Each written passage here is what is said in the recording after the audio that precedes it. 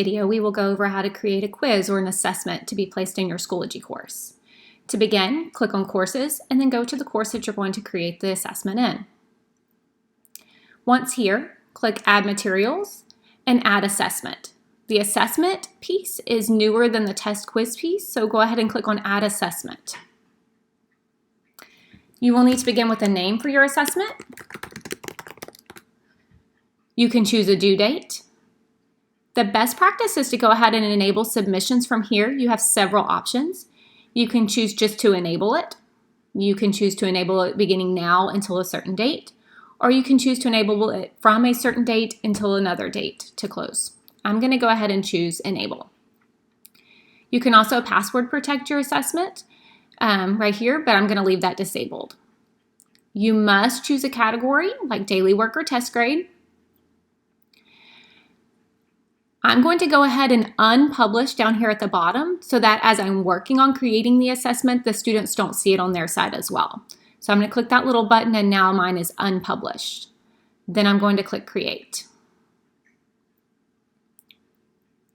Once here, you have several more options.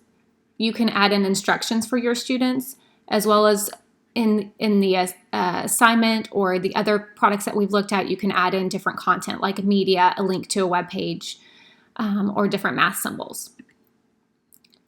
You can choose to change any of these settings where the assessment has a time limit, the questions are randomly ordered, whether or not the students can see the possible points for each question.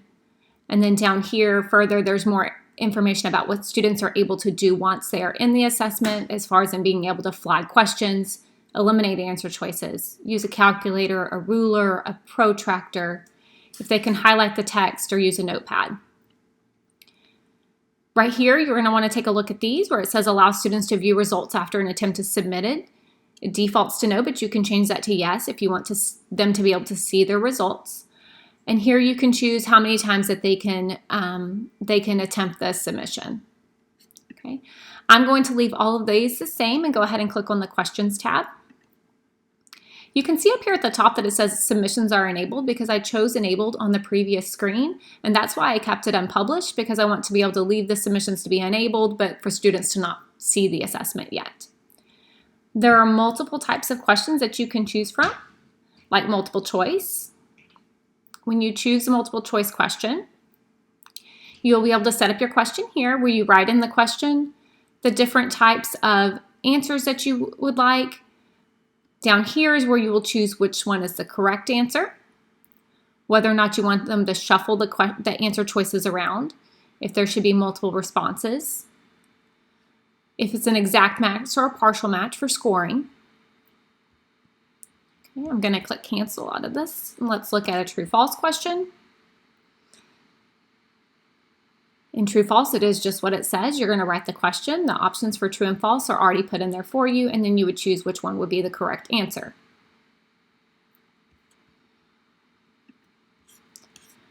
Another one we're going to look at today would be a short answer or essay. So if you choose a short answer or essay type question, you would write your question up here. You're going to want to make sure that the word limit is accurate for the type of question that you're asking, if it needs to be more or less words. And it does have the option for students to be able to see their word count, or you can take that away if you need to. You can also allow submissions that are over the word limit. Okay, I'm going to click Cancel.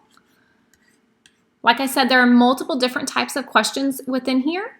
So you would need to choose whichever questions that you would want to do and save them as you go. Once you are done, you can click Preview to see what your test would look like. But you're going to want to publish, because if you remember on that first screen, we did not choose to publish it to students. So when you are ready with your assessment and it is exactly how you want it to be, you're going to go up to this Actions button and then click Publish.